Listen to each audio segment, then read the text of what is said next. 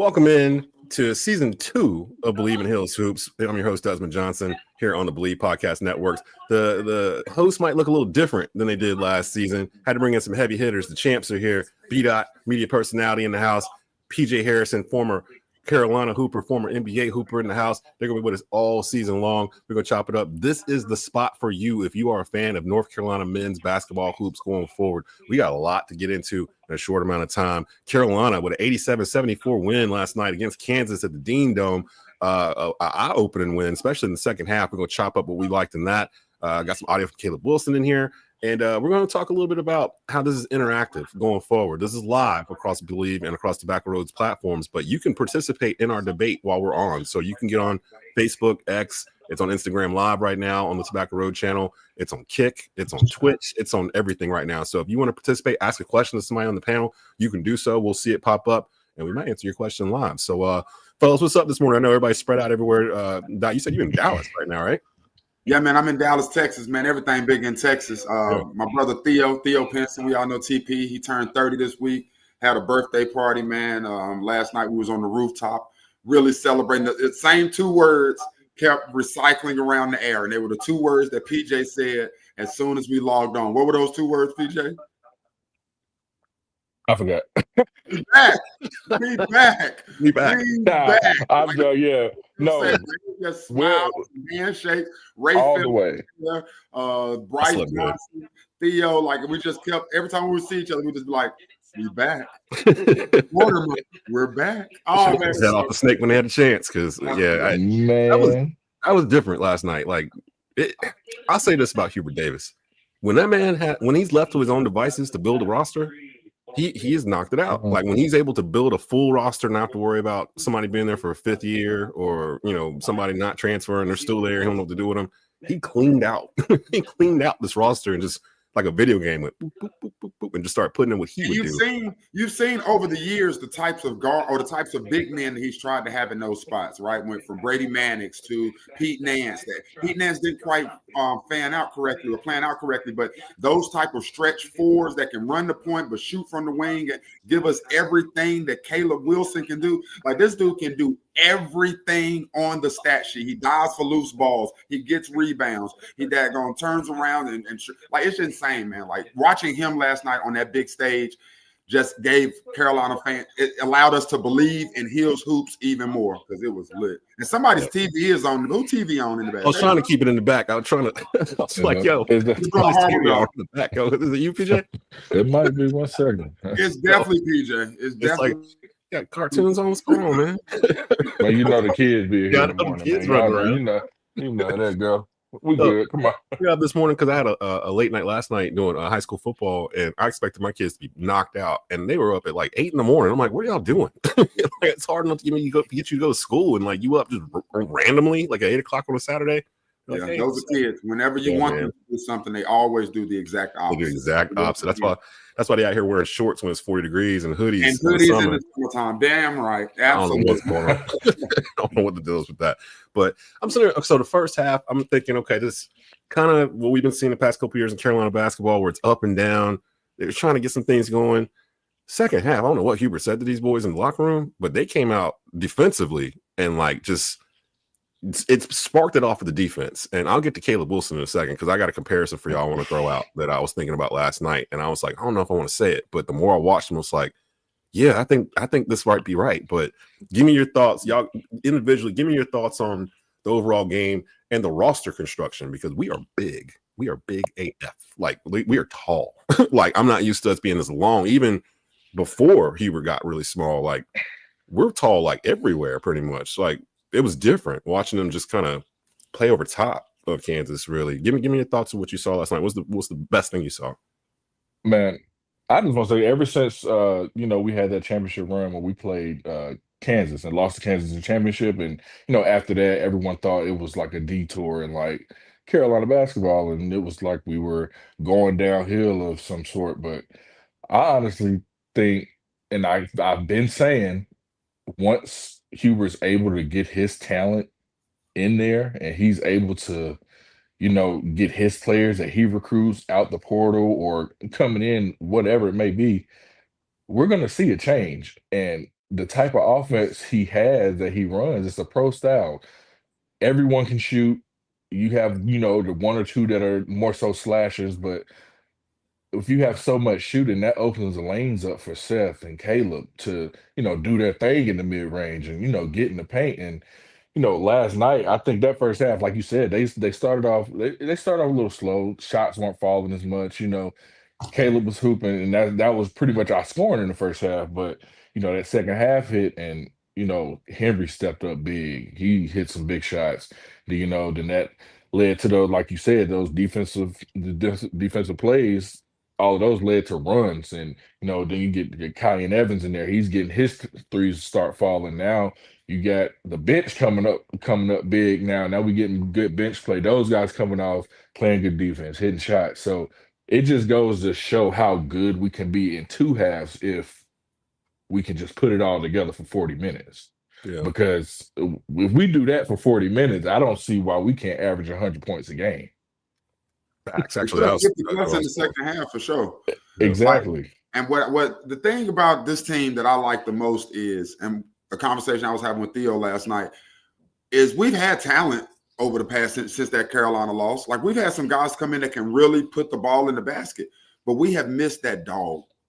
We've missed that dog. We have not had somebody like Theo Pinson since Theo Pinson. We haven't had somebody that can go out there and be like, and I loved Armando. Armando was one of them dudes who was like, I'll die for this. But it was still different. Like, Armando was that guy, but he was still smiling. And Caleb is different. Like, Caleb said at the beginning of the season, we putting belts to everybody. This is coming from bedazzle. Bedazzled belts to everybody, bro. And like, this is coming from a space where we was, like you just said, we were on the decline. So folks is like, dude, you got some nerve. Like, you can't come in and help all the problems that have been happening with Carolina. But the reality is he can, because that's all we really needed was that dog. We've had RJ Davises. We've had the Armandos. We've had great players, Seth Trimbles. But we need somebody that goes in there and says, listen, dog, we're not losing this game tonight. I don't care what has to happen. I will put the team on my back, and it just so happens to be a freshman. And I'm so glad that we're going to enjoy him for this 1 year. Okay, so I'm gonna put it out here. I'm gonna put out an atmosphere because I've been sitting on it since last night. And when I first saw him in the exhibitions, I was like, his game reminds me of somebody from Carolina. I just can't place who it is. And then last night, I finally landed on who it is. Caleb Wilson reminds me of Rasheed Wallace. The way he plays, his size, he jumps out the gym. His range is all the way to the 3-point line. Last night, he went in his bag last night. He did a couple of shots where he would catch it, do a post up, dribble out a little bit, turn around, shoot a 15-footer bottom of the net. Like, his shot looks similar. He rebounds like Rasheed did. The only thing that's missing is the yell. Like, Rasheed would yell, like when he would dunk, which made it fun. Like, with Rasheed would get up on somebody and dunk on you, he'd be like, he'd dunk on you. Caleb don't do that. But I've been watching this kid dunk on about 15 kids over the past 2 games. Like, he likes to dunk. That was Rasheed's thing. He loved to dunk. He loved to dunk on you. It's like a symbolic kind of like, I'm here type thing. Caleb Wilson lets he's here from the very beginning, and like, they're going to run through him throughout this season, and I'm totally fine with it because he doesn't, like Rasheed, he doesn't feel like a freshman. Like, he doesn't feel like a freshman at all. I feel like this is the question I was going to ask you guys. I was thinking about while I was watching last night. If you took Caleb Wilson and put him on any NBA 8-man rotation right now, he would be just fine. And a lot of those teams, he would be the number 1 option scoring right now. Like, just from what I've seen from him, what he's got in his tool bag, like, he reminds me of Rasheed Wallace at Carolina. Like, now he doesn't have a Jerry Stackhouse running with him. Like, they can do all that stuff too. But for what Rasheed was doing freshman, sophomore year, he looks to me exactly like it. Now, you can tell me I'm crazy. You can tell me I'm wrong. You can tell me I'm off base. But thoughts on that? Because I was thinking of it last night. I was like, am I crazy? Am I crazy to say? What you think, P? I'm thinking, I mean, I can see it. I just think, that 3-point range, I think that's like the X factor for him. Because he didn't have to as much. Yeah, but she started hitting it when he got to the league. If Caleb starts hitting a 3-ball within these next 10 to 15 games, going into the tournament and all of that, if that starts falling, we got a whole different conversation we need to talk about. Yeah. And his mentality is different too. Like, actually, I pulled some audio from his mentality. He's not just here for the ride. Like, he's here to conduct business. Like you said, you want to go on the rafters, Jack. Yeah, here's some audio from him last night post game from Caleb Wilson. Oh wait, hold on. I'm sorry. I love to have fun off the court, but that's not why I'm here. I'm here to make myself a legend here and win a bunch of games. So I didn't commit to Carolina to come here and go to karaoke night. Yeah, I came here to be a great basketball player. So I do things that are kind of free mentally off the court because, you know, I feel like it definitely is important for you to have a mental balance. You can't put all your mental cards in one day. So I try to do things that kind of take my mind off basketball, but it's hard for me to do it. But it's good for me because, you know, the ball is going to stop bouncing one day. You want to have certain stuff that you can fall back on. But I love basketball and I love the grind. I love seeing myself get better. So he sounds like he's 25. I'm about to say he sounds so polished. And I want to ask PJ, like somebody who's actually been in a Carolina jersey, somebody who has to have those type interviews, do they give y'all like media training for stuff like that? Or is that like stuff that he just had innately? Like he just really that stuff is that's natural. That's natural. Because I didn't get trained either, but you know, I mean I had a sense of how to, you know, talk about certain things and you know how to word certain things, but I didn't get those interviews that he's getting now as a freshman. I got some, but he's the spotlight. He's gonna get those interviews every game, win or lose. So like he, like you said, he sounds polished. Like he sounds like a 5-6 year vet in the league already, and which is scary. Yeah, that's very scary. Because we're in November. Right. And you heard him say he's got a list of names. He's got a list that he puts on the wallpaper. This dude he's that man, and I'm excited. Like I've been excited for basketball seasons before, but it's something about this season that I'm really loving. And you know that school 10 minutes away is gonna catch some havoc. I'm really feeling like that. I want to put more belt to NC State than that on the They've been talking, haven't they? Yeah. Like that Will Wade run, like he got them over there talking out the side of their neck. And I'm like, I say less, dog. And y'all don't come to the Ding Dong. We got to come and give belt over there in Raleigh. Say less, man. Van Lubin, we gonna get that boy belt. Yeah. They're just trying to be a rival again. They ain't been a rival in the last 15 years. But you can't talk into it. Like you got to beat us at least a couple of times before they did beat us in the ACC tournament and won their run to the Final Four. That little run. They had a little run. I still feel bad that I had to root for NC State during that run because they came across Duke twice, and I was like, y'all put me in an impossible position right now. But I guess I'm gonna root for the Wolfpack. I guess. And my boy Breon Pass was playing for them, and DJ Burns. It was my dog. But it was painful. It was painful. So last night, one other thing that stood out to me was the shooting because Hubert's brought in guys like Cade Tyson, for example. I don't want to dump on Cade Tyson, but for this example. I feel like it was almost like the moment was too big for him last year. Whenever he'd get in, the guys that he brought in this year have ice in their veins when it comes to shooting. Like they are shooters, like snipers, like a lot of them, and they're all like 6'5", 6'6", 6'7", 6'10". Like you also have to think though. JP, they came from West Virginia. He played. That's the Big East. You know, the Big East, the Big Ten, Big East, one of the two, and then what? Jaron Stevenson, he came from Bama. Like SEC, that's top of the top. Like these dudes are used to it. And I didn't think Jaron could stretch the floor like that though. And that's another thing I wanted to add. That's one person that didn't really hit last night. And if he would have hit 3 or 4 threes last night, we would have beat them by 30. Yeah. That's crazy because it's like it's crazy to see it, especially in college basketball today, where you can flip a team like that. Like an off season, like literally, we're watching it now. We're not used to it at Carolina. That's what we were talking about before we started doing the show.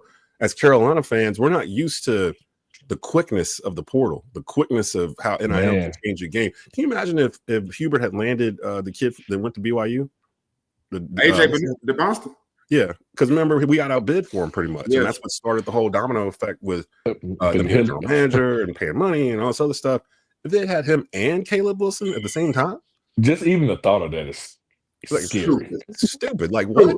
Like, it doesn't it's make just like, who do you start? Like, where do you start? Who? Like, that's insane, just dog. put them both out there. You just need to figure out who the other 3 players start. Yeah, that's what I'm like. Just put them out there. You bring it up one time, and you bring it up the next time, and we're gonna have the other 3 just stand at the 3-point line and just wait. So it's like, it's crazy. I think Carolina's underranked actually. After watching that game last night, they're ranked 25th. I love it. I didn't really like the 25th team in the country to me. That's perfect. No, that's perfect. Oh, Let us start from the bottom. Let everybody underestimate us. Yes. We're gonna look up in 4 weeks. We'll be top 5. Facts. Just leave it alone. I'm with PJ 100% on that. The moment we came out as 25, I said, "Thank you, Lord." Like, please, like, there's no pressure. No pressure. Honestly, I just knew we were gonna come out. They're gonna have us like at least like 8 or 9. I'm like, nah. Oh my God, that ain't what you want. Unranked would have been even better for me. I'm just being honest with you. We got to be ranked now. I can't come into the season unranked because then all the fans that hate us are like, "Oh, see, that's where you're supposed to be," and you got. They've been dragging us anyways, man. We don't even know who wants to the tournament from year to year. Like I don't care about the naysayers anymore. I'm only caring. This team right here, in my opinion, is going to be the foundation for the next 10 to 15 years of Carolina basketball. I agree. It actually is going to show kids that you can come in here out of the portal and actually have success in Hubert's system, because we know what we're doing over here. We got us a general manager now. We understand how to approciate funds. Trust me, we got it. So I'm telling you, we already had the one up on everybody just being Carolina basketball, right? Like, anybody comes in there, you look up in the rap. It was the Jayhawks players last night looking up in the Raptors, like, because it's blue heaven. So we already had that one up. It's 21,500 seats in there. We can have the biggest, most intimidating gym in college basketball. All we needed was somebody to figure out that NIL portion, and we did, dog. Yeah, like I said, shout out to Bill Belichick for coming in here and opening up the vault. Now, I don't know what's going on the football side, but it's going to leak over into the basketball side, and that's where the true value is going to come in for Carolina fans, because we stuck with Bill. He ain't going nowhere. Like, Bill ain't going nowhere until Bill's ready to go somewhere. Like, they've made it with that contract. They ain't paying. That's SEC buyout. Like, they ain't got that kind of money. Well, even if they do, they don't want to spend it. So, like, Bill, good luck today, Bill. They're playing Stanford. Like, don't lose that game, Bill Belichick. Like, Stanford's worse than us. Can I add one more thing too? Yeah. About the way our team is orchestrated. Like, anybody could be hot. Like, anybody. Yeah. Like when we played Central Arkansas, Kai and Evans, he had 4 or 5 threes? Like 4 or 5 threes. Yes. But you have to think, we have at least 8 shooters. That boy Powell can shoot the lights out too. I like that Powell, dog. The freshman kid that came off, man, he can shoot. And Luke ain't even got acclimated yet. Exactly, and that's even scary because he can shoot it. He's a pro. This is coming from a shooter. This is like a shooter's heaven to just watch and just see like everyone able to shoot threes. Like, that's. Listen, I said everybody on the floor. I've said it for the past 3 years. RJ was the last of RW's recruits. Once RJ was gone, that opened up and let Hubert do whatever he wanted to do and put whatever team he wanted to put together. And you see what he put together. He want to put up points. Like, when I was around AD, that's one thing that he always talked about. Dude wants to put up 100 points a game. He wants them to run. He want to play the top talent. He want to play in New York. Hell of a, like, HD got goals, and I remember just being able to talk to him and pick his brain about that. Like, and the product that he was putting out was not indicative of what his vision was. You dig what I'm saying? I was having to hear so many people talk so much trash, and I'm just like, dang, like, these are good players, but these aren't his players. Like, he's trying to piece together a roster around what's already there and keep the tradition of Carolina basketball. Like, I don't know. Like, I agree with you on the shooters part, PJ. And I just wanted to say, I said last night, I think that's going to be one of the most difficult things for HD is to figure out who's the hot hand, what's the hot rotation from night to night. Because we have so many weapons, just like you said, that like, it's like, how many minutes do I give him before I'm like, all right, pull Evans out, put Powell in. All right, put Jaden Young in, take Seth out. Put Seth back, put Vassar in, and go big with Vassar. And like, it's like, he's going to have his work cut out for him this season, finding those rosters from game to game to make it work. But that is a great problem to have. Oh, shout out to Henry Vassar last night, too. Oh man, yamming on people like all night. Like he played so man. different last night in the second half. Like he was Yes. popping threes. Like I was like, okay, a center can come out here and pop a three. Like The first half, I was mad as hell. If it started like, why are you passing when you got guard? Yeah, you're getting on switched your out to back, like, guard. Dunk on somebody. What are we doing out here? But second half, I don't know what. I think somebody told him. I'm about to say that had to be the talk at halftime. Somebody told him to be aggressive at halftime. Somebody had to. 7 foot tall, dog. Like, what are you doing? Like, turn around and dunk on all of them. Like, he started the second half off with 2 dunks. Like, yes, pressure, like pressure. And from that point on, Kansas looked small, and I was like, oh man, this is crazy and scared. They looked scared the second half, yo.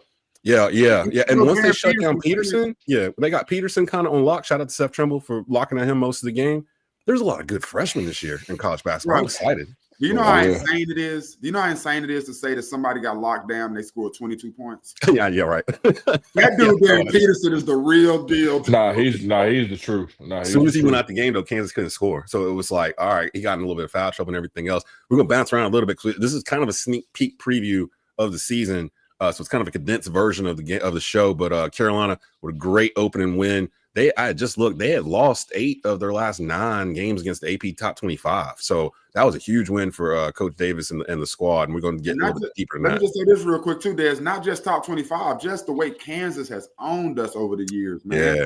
Like last year, they Final Four, the 08, when we lost to them, we got embarrassed in 08. Of course, the championship game, we lost to them last year. Like, and my wife is a Kansas Jayhawk fan, so I've had to put my tail in the house for the past 10 years. Like, all right, I lost to them in 13 too in the league. I think it said it was the first time in like 8 or 9 tries we beat Kansas. So it felt good. They beat us in the second round of the tournament. Yep. Shout out to everybody that's peeping in. Make sure you share this. We're going to be out each week with the episodes. We'll have some guests. We'll be talking about some stuff history-wise. Actually, an interesting question that popped up in here. This is why I love the interactiveness here. It's for you, PJ. Lamont Williams asked, PJ, who's your all-time Dudley starting 5? Oh, wow. Yeah. Because I'm sitting there like, I went to East Forsyth. I graduated in 96. So, like, I have vivid memories of Brendan Haywood dunking on my friends because we were all in the same conference back then in the Metro. So, but it's so tough because Dudley has so many people that came out. Like, because you could do 3 starting 5s with Dudley. Like, yeah, you really could. Like, but you only get one. Give me one. Give me a 5. Okay, all right. I'm gonna go 1 through 5. I'm gonna go 1 through 5. Hit it quick. And be Prince Bowden at the 1. I'll take me at the 2. Okay. Vincent Witt at the 3. I was worried about him. Now this is where it gets tricky. Because I want to say Eric Hicks at the 4. I'll do Eric Hicks at the 4 and Brendan Haywood at the 5. That's tough. Buggy. That's state champion. Buggy. Ain't no way in the hell you can have a Dudley starting 5 and don't have Willie G in there. There's no way Willie G. But it's either me or Will right there, and I got to pick myself. Not for me. You or Will gonna have to bring the ball up. No, I swear. Look at my 5. PJ, Eric Hicks, PJ, Will Graves, Vincent Witt, Brendan. Okay. Yo, that's a squad. If we doing it like that, okay, big guard style, yeah. That's a squad right there. Me, Will, and Vincent definitely at the 1 through 3. And ain't nobody stopping, man. Yeah, I do that. Wow.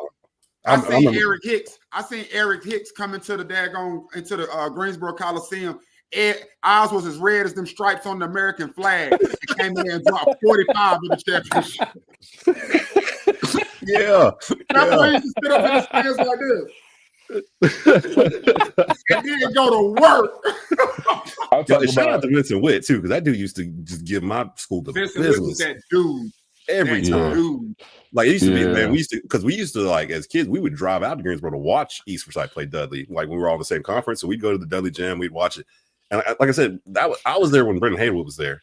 So, I mean, this is a 7-foot kid, like, just dunking on, like, 15-year-old, 16-year-old kids. Like, it was like child abuse. It was crazy. I was at Grimsley at that same time. And I remember when Vincent Witt and Brendan Haywood were on the same team. I think it was Vincent's senior year and they're going Brendan's junior year. 96. Bro, they came over to Grimsley one time and Witt did this behind the back spin pass and dropped it to Brendan Haywood. No look. He punched that. We cheering at Grimsley. Yeah, Yeah. that's what we were doing. That's what we were doing. We were like, oh, and it's like my boy got the ball. Like Haywood dunked the ball so hard, my man tried to foul him, and he tried to grab his arm, and he went up with him. Like as he went up to dunk, like he lifted him up too. He dunked it, and when he dunked it, the ball hit my other friend in the head, and he got called for the foul. And I was like, and Brenda Haywood got cut from the JV team his freshman year. I think I remember hearing that. Yeah, not the JV team, the freshman team. We need to grab Brennan on the show. We need to grab. It's a bunch of folks. I was at the party last night telling the boys about the podcast, and they're very excited. Theo wants to come on. Bryce wants to come on. Like, we're definitely going to have a stable of guys that just want to come on and chop it up. They're very interested, very excited about the potential of the Bleav in Heels Hoops podcast. So we're going to have some big. That's what basically we're trying to be the ultimate spot for Heels Hoops fans to come in, chill, get some analysis, get some fun, and get out. Basically. So like we're gonna do that now. Before we get out of here, because you got a hard out, I wanted to talk about where did your fandom start? Because we were talking about this earlier when we were planning some of these episodes, and I was curious to hear like where other people became Carolina fans. And I was telling the story that my father painted my house, my childhood home, Carolina blue, when I was like 7, 8 years old, like with the blue shutters, like and everything. I'm 47. It is still Carolina blue. He just applies a fresh coat every couple of years. He swears he's more ACC Big Four. You know how like people are like, I cheer for Wake Forest, but they're my second team. Like they got another team, but they cheer for Wake if Wake's not playing their team. He's like that. So he'll cheer for Duke if they're not playing Carolina. He'll cheer for State if they're not playing Carolina. But if you sat down and asked him, he's a Carolina fan. And my earliest memory of Carolina, I think 84, they played the Greensboro Coliseum. I'm like 6 years old. And this is Michael Jordan's junior year. And I'm 6. I'm getting exposed to this. And they win the game. I don't remember who they playing or whatever, but I remember the experience. And from that point on, I was a Michael Jordan fan. And from that point on, I was a Carolina fan. So you get from there to the Jeff Lebos of the world and the Pete Chilcutts and, those Dean Smith squads, J.R. Reed, and start going through it. And it started becoming part of like who I was. And I thought about it that same year. I've told that story before. That same year, I almost became a Duke fan because in '86, they made it to the national championship. Johnny Dawkins, that whole squad, and they lost to Louisville, Purvis Ellison. And if they had won that national championship, I probably would have became a Duke fan from that point forward. They lost it. And the next year, they played Carolina in the ACC championship. And that was the one where like Scott Williams got like 2 concussions and like they was like fighting. It was like a hockey game, like '87. From that point on, I was a Carolina fan. So like I want to hear from y'all real quick. What's your earliest memory of being a Carolina fan, like your fandom? When did it start? I'm gonna start with you, Dot. I was born in St. Louis, Missouri. So I moved out here by the time I was like 8 or 9 years old. So like in the Midwest, they're not really big on college basketball to that degree. Like they like their Jayhawks, they Iowa books, and stuff like that. But my earliest memory is April 5th, 1993. I think that was the night I became a fan. And that was when we beat Michigan in the national championship. That night, I just remember the fandom of my pops and just other people who were fans and just how intense that game was and how it was a divide. Because as a black person, they wanted to root for the Fab Five just with the energy that what they meant to the culture. But so cold, yeah. But they were Carolina fans, and this was a big deal in '93. And we had George Lynch and Donald Williams and them boys. So I just remember that was the night that I remember becoming a Carolina fan at the age of 12 years old. Yep. I was a freshman in high school when that happened. Everybody knew I was a Fab Five fan, but they knew I was a Carolina fan too. So they knew I was going through it. Like I was like, I don't know what to do. I was like, I'm gonna win either way, but I kind of want it for Dean. Like I really rather have it for Dean. But yeah, that Michigan team, that's one of my favorite teams of all time. PJ, what made you a Carolina fan to start off with growing up in Greensboro? So it's actually kind of crazy because when I actually started watching like college basketball, the first person I ever started really watching and like was like my favorite college basketball player, it was Jay Williams. Wow. It was really? Jay Williams. That team, was that 2000? I think that won in 01. I think they with Shane Battier and Elton Brand and Mark Dunleavy, like Mike Dunleavy, that team, like I was like a huge Jay Williams fan. Wow. And I was always a Jay Williams fan all the way till he got drafted. Then stuff happened with the motorcycle, but I remember watching the championship game in 05. And, Marvin Williams, they beat Illinois. D Brown, Illinois, and Darren Williams and the boys. Yeah, so after that game, I'm like, dang, that's dope. And I seen and I saw just how happy like everybody was. And then when I saw Coach and Sean May, that infamous picture of them hugging, Mhm. like I saw all of that, and I'm just like, dang, and that's like up the road. And at this time, I'm like 11 or 12, so like dang, this is right up the road. And then my mom's a huge Carolina fan, so it just drove me. I think at that point, once I saw that you can win a championship right up the road, I was like, Yeah. okay, like, all right, like Yeah. this is what I want to do. So I always knew at that point that's where I wanted to go. But I had to, the suspense makes it a little better when you're getting recruited. Absolutely. We want some free trips now. We get them free trips now. For sure. Get them discount cookies. What are we doing? So this was kind of a sneak peek of what y'all can expect from Bleav in Hills Hoops. I don't even know when's the next game for Carolina here coming up here, because we'll figure out. Play Radford, I think, on Tuesday. 11/11.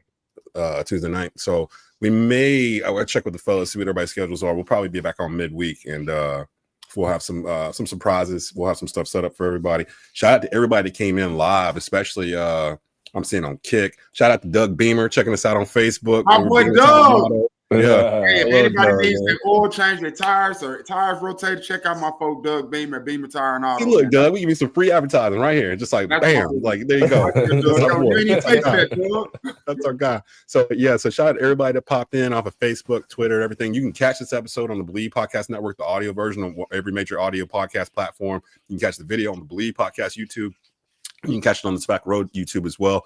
I'm gonna repost it to Instagram and TikTok. It's gonna be all over the place, so you'll be able to find this. Ain't gonna be hard. Again, make a point to come in while we're live, so you can participate like these folks did. You can ask random questions. I didn't even know that the other question was gonna pop up. So stuff like that. That's gonna be the kind of stuff that we're dealing with. So shout out to everybody that came through today. Fellas, we'll talk midweek. We'll figure out what we're doing for the next episode. But Carolina taking on Radford Tuesday night. Let's get the good times continue to roll. Yes, sir. Yo, Doc, got to get back to East Coast. You didn't. Pray for me, man. The airplanes is wilding out here. TSA. I was going to say, how'd you get there? I thought the airport was you might have to drive back, bro. You might, yeah. I'm not driving 16 hours back to Daggone North Carolina. I'll move in with Theo. Down here. Yo. So we're going to get out of here. Yo, that's Bleav in Hills Hoops for Saturday, November the 8th, 2025. Check y'all out later, peace. We'll see y'all next week.